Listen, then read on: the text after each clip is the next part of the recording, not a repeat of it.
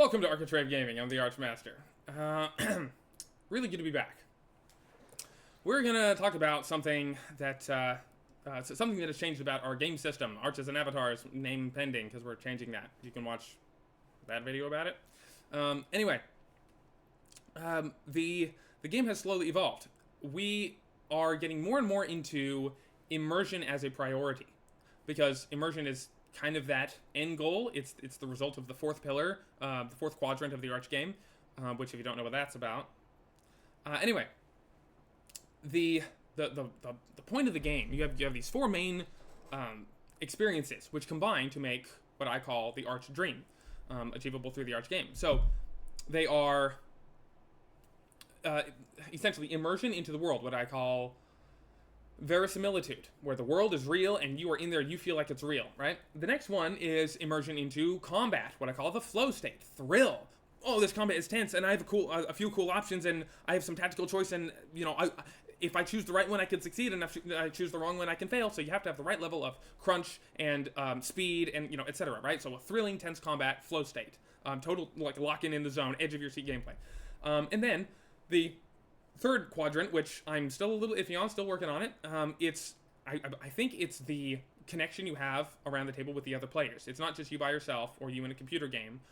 It's other people. So it's something like dramatic connection, which leads to emotion, right? Immersion into the drama of the characters, immersion into the personalities, the people. It's something almost like found family. It's true connection, true relationships. These are people, and I can have a real relationship with people, right? We're social creatures. So that's kind of the third quadrant. And the fourth quadrant is immersion into your character. This is the one I just call immersion, right? We have verisimilitude, focus, thrill, the zone, the flow state. We have connection to people, and we have immersion, character immersion, right? This is partly achieved through roleplay, partly achieved through role-playing the portrait of your soul. Anyway, this fourth one, immersion into the character, is vitally important. The other things, the other quadrants and their results, serve to support this one. And this one is also essentially the backing for each of the others. This supports all of the others as well. It all works in one cohesive family. It's wonderful. So the experience that I want you to have playing my system, playing any of the games you choose within my system, is I want you to live another life in a waking dream. Live another life in another world. That's kind of the initial pitch of any RPG, right? It's that, oh, you get to be another person, live another life in another world, right? But there's some nuance to it. It's not, ooh, you get to be a different person. You get to roleplay a different person in another world. No, that's not it. It is live another life in another world. What does that mean? You live another life in another world. You get to be the person in the other world. You're not role-playing someone else, you're role-playing you in another world. And what that means is you still retain a large portion of your personality in what I call the portrait of your soul. Again, you can watch that video about it. And so anyway, I want you to feel totally immersed. I want you to feel like you are there in the world, having this experience. You are triumphing. You are winning. It's not, oh, my character, Grognard, he has succeeded. It's, no, I have succeeded, right? I want you to have the thrill. I don't want you to, tell a story about all these other characters having a great time and living a wonderful life. I want you to have a great time and live this wonderful, fantastic life in a fantasy world. I want you to feel like you're doing it, right? Anyway, so in keeping with that, the mechanics have slowly evolved to become more realistic, essentially just mapping onto what your character would actually experience. There is plenty of gamey stuff, but some of the gamey stuff has been moved to be more optional, and the default now is more immersive, more just real, just immersive, right? So one of those changes, I know we're taking forever to get around to this change. What is 4 minutes in? That's not too long, especially for me. One of the changes that we've made is that your race and your background are your first two paths. Those are mandatory. You have to have those, right? The third one, your mantle, which is, other games would call your class, that is actually optional, entirely optional, right? In beta 0.2, coming up eventually, who knows when. It's not in 0.1, the one available now on DriveThruRPG. It's not that one. It's in the next version, the coming version, your class is entirely optional. we actually have something like Skyrim, a custom class game. No, Skyrim is not classless, it is custom class.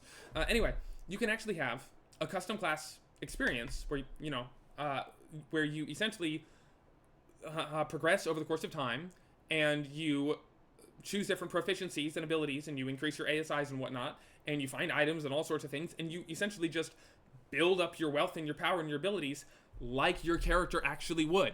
There's no gamified, oh, you're level 5. Like, what the heck is a level, right? That's not immersive. Everything in the game is immersive. Everything that you experience as a player is something that the character experiences. It's something that other people can talk about, right? In D&D, it's unimmersive because no one talks about your level or your class.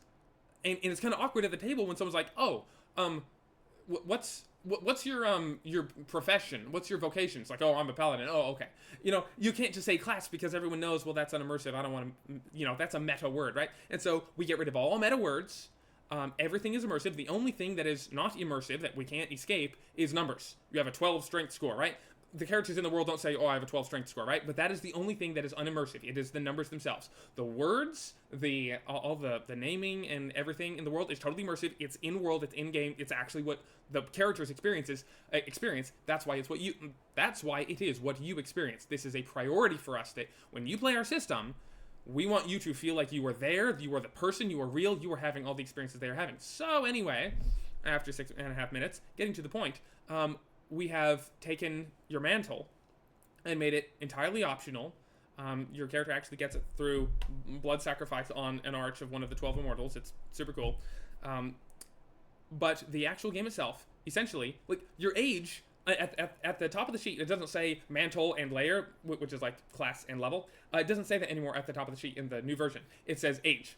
That's it. Race, age. Because your age is the most important thing about your character now. We actually have rules on aging. And no, it's not super ridiculously complicated. It's very simple. So you have these 4 epochs of life, essentially, stages of life. You have childhood, which, yes, you can play as young as 8 years old, and so there are rules on that. And then you have your youth, which is 15 to 40, or 39 technically. And then from 40 to 60 is your midlife. And then from 60 to 80 is your old age. And then from 80 plus is very old age. Is that 4 epochs or 5? I don't know. Each of these has just a small tweak, and I'll get to that in a moment. So essentially, we'll start with youth, right? You're 15, you're 20, etc. For every year, like you can, it's so cool. The amount of flexibility and customization is just so much better now. This is one of the reasons I'm making a video telling you about it. I'm excited about it. I never liked the unimmersive part of D&D where you can play, like say you want to play an old wizard. Oh yeah, I want to play this gray beard 80-year-old wizard. Oh, we're starting at first level. Okay. What am I doing being an 80-year-old wizard that only just figured out magic yesterday, right? It doesn't make sense. It doesn't feel right. And so I wanted age and your, how powerful you are to be connected. Also, the difference between an elf that lives 900 years and a dwarf that lives 400 years and a human that lives 100 if he's lucky, there has to be a difference between them, right? Otherwise, you're not immersed. I want the game to be fully immersive, okay? So we have to go a little more... don't want to use the word granular. It's not, but we have to just flesh out things a little more. We have to be just more specific, more intentional with the system in order to actually make good on these promises of immersion, right? And so this is the next step in immersion. So we'll start with youth. Say you want to play a 25-year-old, right? Well, every year from youth on, from 15 on, say the game just kind of assumes you're a commoner, right? You haven't adventured yet. Of course, the GM can homebrew and be like, oh, sure, you have 5 years of adventuring and you can get XP and whatnot. But just normally, if you're choosing a starting character, right? All right, everyone, new campaign, starting character. You pick your age. And there are no limits on what you can pick by default. Of course, the GM can always limit stuff. But you pick an age. Say you want to be 25, right? Well, you've had 10 years from 15 to 25, 10 years of life. And so about 9 months out of the year, we assume that you're working a day job, right? You're sustaining yourself. The other 3 months, interspersed throughout the year, it could be weekends or whatnot, the other 3 months are essentially free time. And so you get to choose what you spent that free time on. And so you choose your 25-year-old character. You have 3 months times 10. You have 30 months. And we have a very simple chart. It takes 3 months to increase an ASI, 3 months to learn a skill proficiency, 3 months for focus, 6 months for a martial weapon proficiency, 3 months for a simple weapon, etc. 12 months for a specialization, 24 months to learn magic proficiency, 24 months for magic specialization, etc. So you just look at it and say, oh, these are how many months I have, your character creation points, if you want to think about it in a meta way.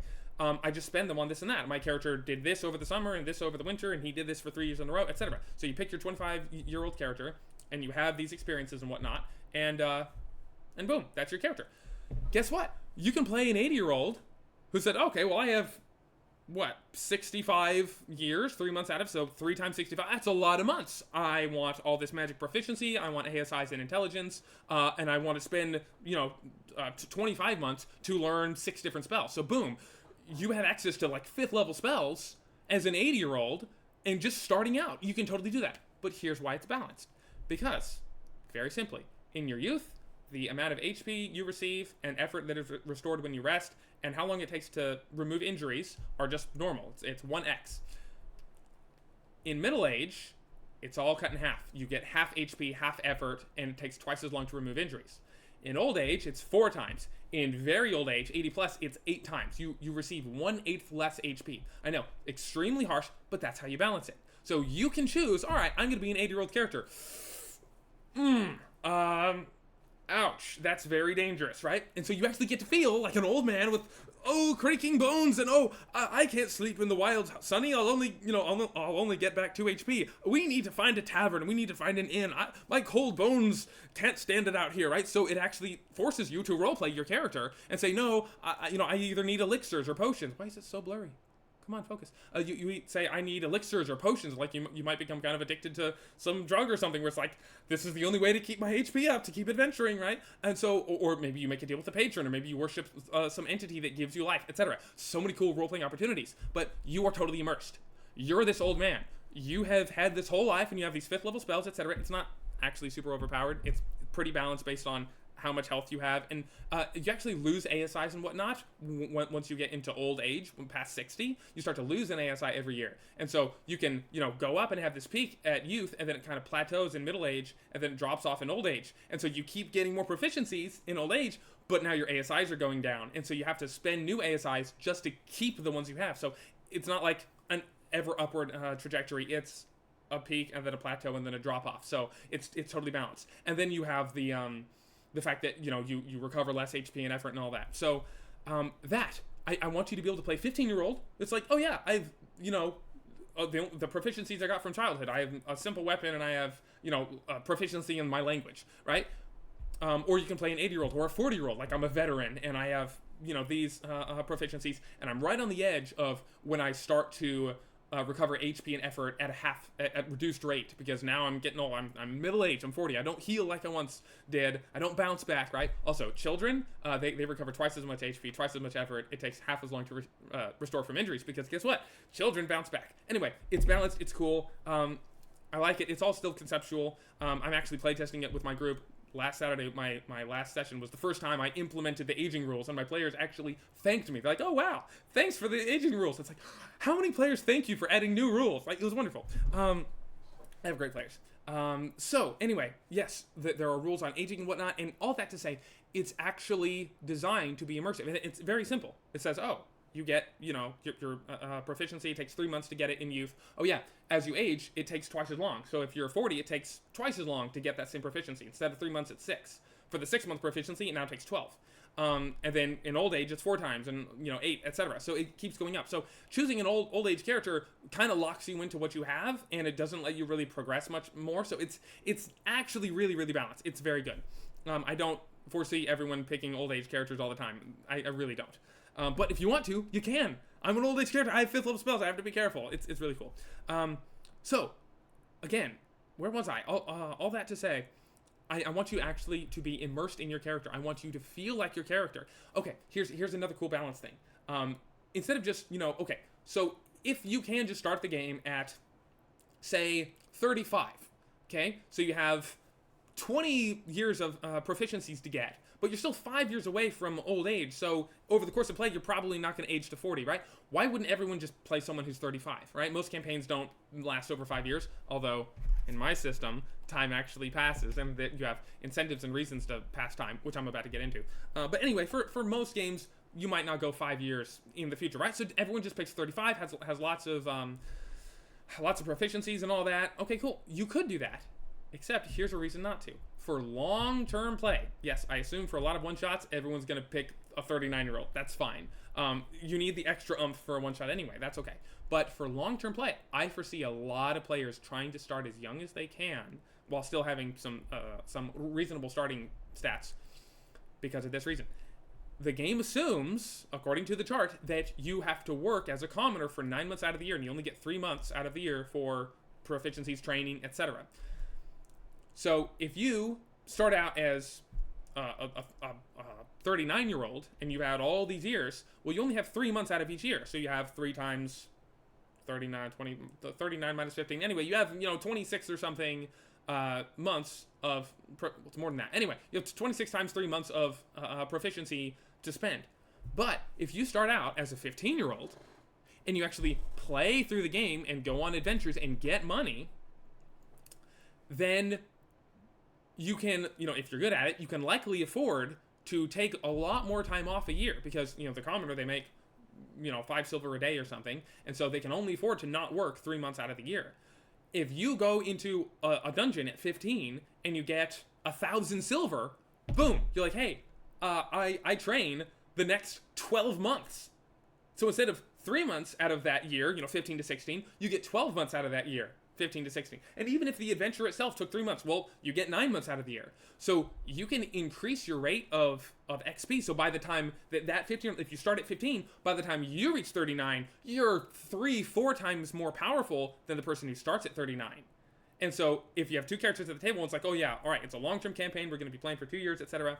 You don't even have to play that long because time actually passes in game. But you can play a 1-year campaign. You can only reach 10th layer or whatnot. Although that's everything. Anyway, it doesn't really matter how long you're playing as long as there's passage of time. You're good. The GM can easily say, oh well, there's no adventure for the next 5 years. Everyone pick your professions for 5 years. It's like, oh great, now I picked 39 and now I'm going to be 44. That didn't work.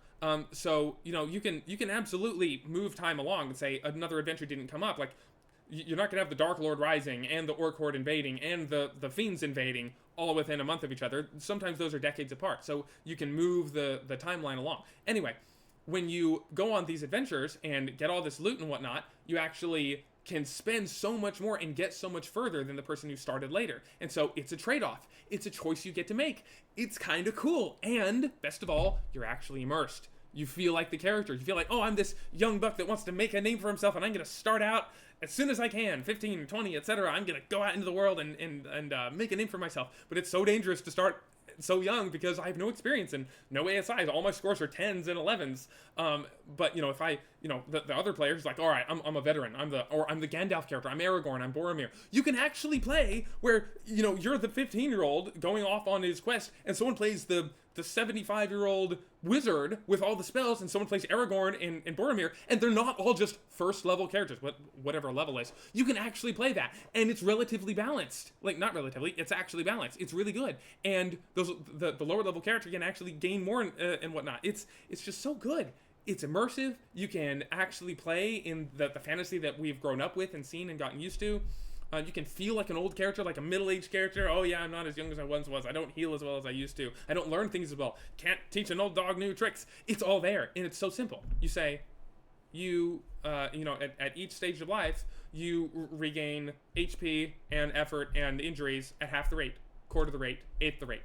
Very simple, and it's in 20-year blocks, 25 for youth, and then in youth, it takes you 3 months to learn something. It's twice as long for middle age, 4 times as long, 8 times as long. Same thing. It's the 2 4 8, 2 4 8. It's a very simple system. You can keep it in your head. You don't have to consult a chart. It's super simple. All you have to do is look at how long it takes to get that proficiency. You can also have other things that modify it, like, oh, you found a special book.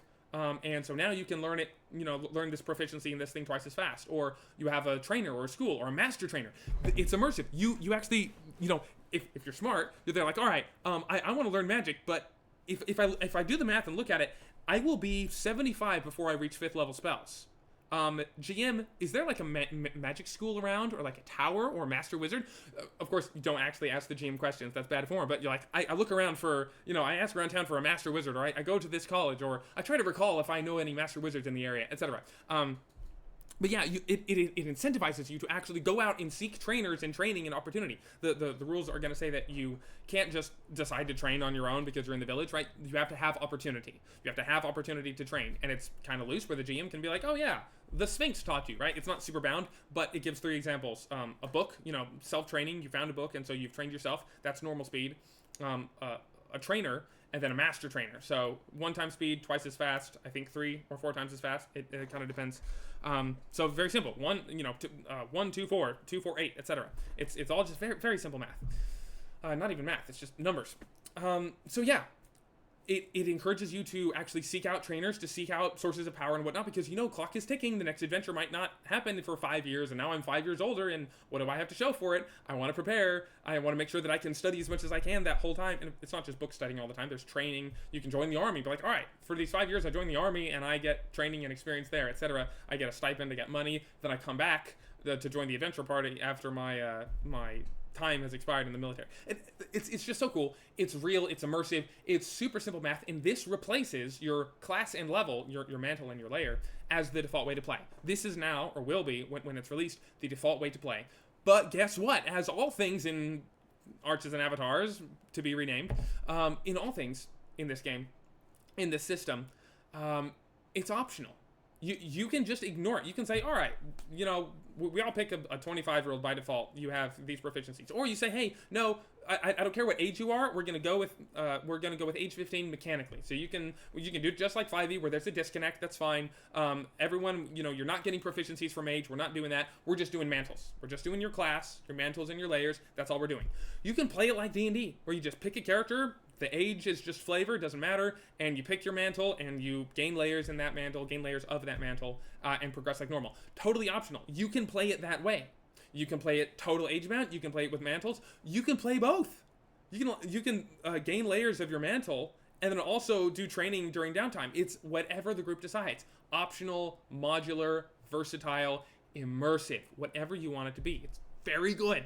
Very pleased with it. The Lord's generous.